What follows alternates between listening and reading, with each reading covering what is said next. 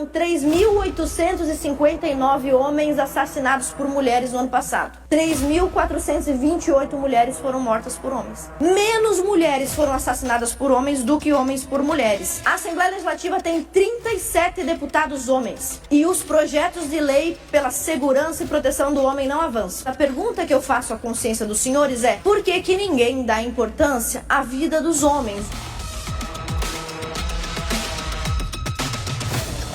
Hoje eu começo esse discurso com um nome que provavelmente os senhores não ouviram falar. Mesmo sendo um caso trágico, talvez os senhores sequer ouviram, ou se ouviram, passou batido. É o nome do Emanuel Natan dos Santos, de 28 anos. Na madrugada do dia 3 de abril deste ano agora, aqui no nosso município de São Bento do Sul, o Emanuel foi socorrido com lesões graves. Segundo a Polícia Militar, não sobreviveu às agressões. Ele foi assassinado pela mulher, pela companheira. Esta mulher já tinha passagens pela polícia por ameaça, vias de fato e lesão corporal.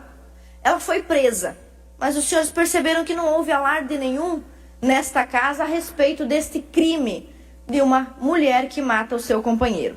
Então, eu peço licença aos senhores para fazer uma pergunta que os senhores não precisam responder, respondam nas suas próprias consciências. Se essa vítima de 28 anos fosse uma mulher, o que estaria acontecendo em Santa Catarina nesse momento? Moções de repúdio, homenagens, passeatas, propostas de lei. Tudo isso, é claro, é lícito e convém, afinal a vida de todas as mulheres é importante. Mas a pergunta que eu faço à consciência dos senhores é: por que ninguém dá importância à vida dos homens? Homens como o Emanuel, assassinado pela própria companheira. Existe no Brasil, senhores, uma desigualdade indiscutível de políticas públicas, de atenção, de foco, de assistência médica e de segurança pública, quando se fala de homens e mulheres. E esse caso catarinense agora não é uma exceção, como tentam dizer as feministas, inclusive aquelas que estão aqui nessa casa fazendo uso de 4 departamentos de dentro dessa casa para não resolver problema nenhum. Olha só, senhores, em novembro do ano passado, lá na minha cidade,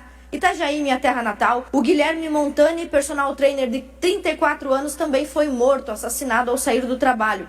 E a principal suspeita do assassinato foi a sua ex-esposa, sua companheira, que, olha só, não aceitava o fim do relacionamento com o Guilherme. Mais uma vez eu faço essa pergunta: e se esse personal trainer fosse uma mulher? Será que não teriam falado sobre esse assunto já algumas vezes? Porque é exatamente isso que acontece no Brasil todo, inclusive em Santa Catarina. Quando a vítima é uma mulher, fala-se sobre a dimensão social, histórica, cultural do episódio. E tudo bem, isso realmente precisa ser denunciado. Mas a pergunta é: por que quando se trata de um homem, não passa de um crime passional, não passa de uma piadinha trocada nos bares, um comentário superficial e mais um caso relatado como se fosse um caso raro?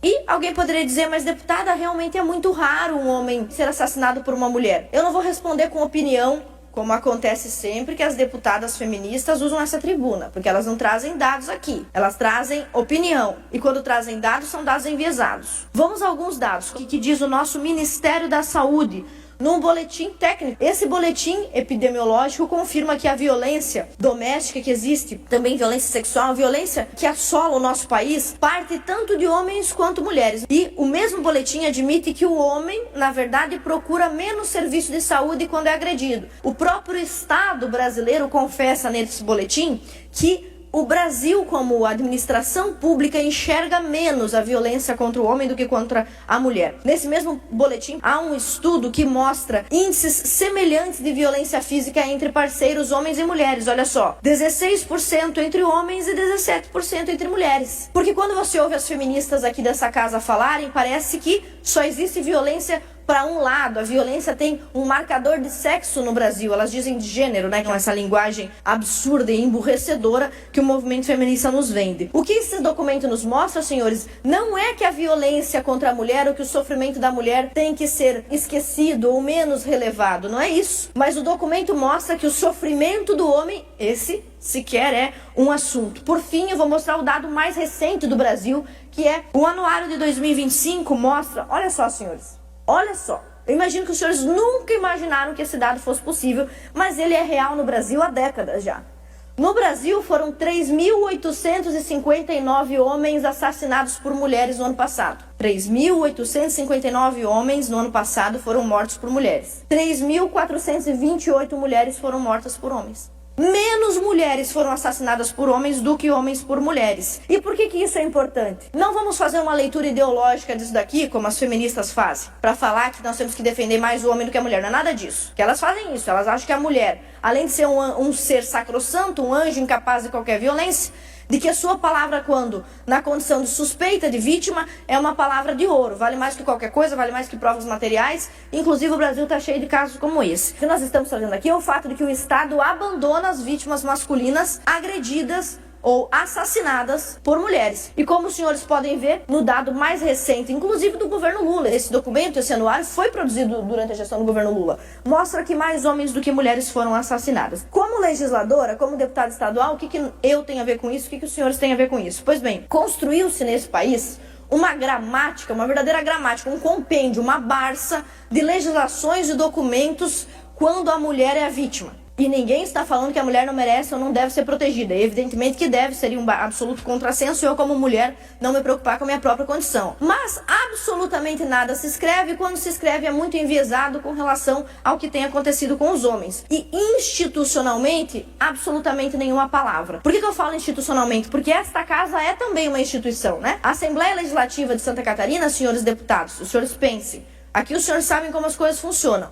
Cada secretaria, cada observatório, cada órgão criado aqui dentro da Assembleia tem orçamento, não é? Os senhores saibam o seguinte, as duas feministas que trabalham aqui na Assembleia Legislativa, as outras duas deputadas, e é por isso que eu digo que eu sou a única deputada, os indivíduos sejam respeitados. A menor minoria de todas, a minoria mais minoritária de todas é a do indivíduo. Cada um de nós, você sabe, todo mundo sabe dessa experiência, somos nós contra o resto do mundo. Então a menor minoria é a do indivíduo. Quando a legislação pensa no indivíduo e não faz sectarismo entre negros e brancos, homens e mulheres, ela atende a todos. Isso não está acontecendo. Eu quero pedir que os senhores prestem atenção na legislação que nós já temos apresentada aqui nessa casa. Eu tenho um projeto de resolução número 4 de 2021, senhores. Então já faz 4 anos que está tramitando nessa casa. Não consigo entender. Você que está em casa, eleitor catarinense, homem, a Assembleia Legislativa tem 37 deputados homens e os projetos de lei pela segurança e proteção do homem não avançam. Então eu digo com convicção, a deputada mais atuante na defesa dos seus interesses como homem catarinense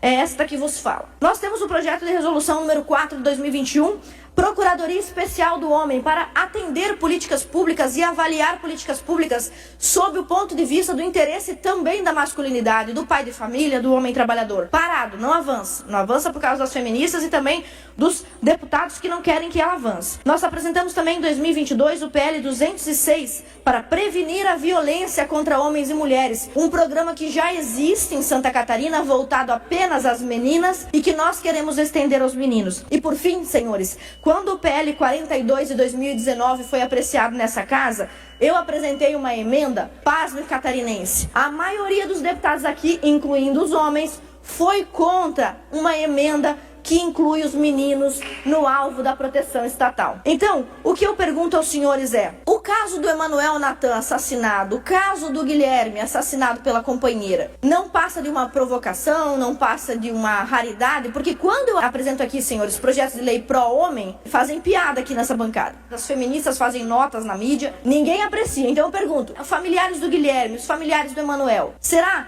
que estas vítimas não merecem a nossa atenção, o nosso reconhecimento? E eu encerro esse discurso como eu comecei, falando que a vida humana deve ser o foco da atuação do parlamentar. E que, quando um crime acontece, ele não deve virar uma cartilha ideológica ou um motivo para a defesa de uma ala partidária ou ideológica, como as deputadas feministas fazem nessa casa. Mas que nós temos o dever de proteger o cidadão catarinense de todo tipo de violência. Então, mais uma vez eu lembro a você, homem catarinense, deputada Ana, é quem defende os seus interesses nesta Assembleia Legislativa.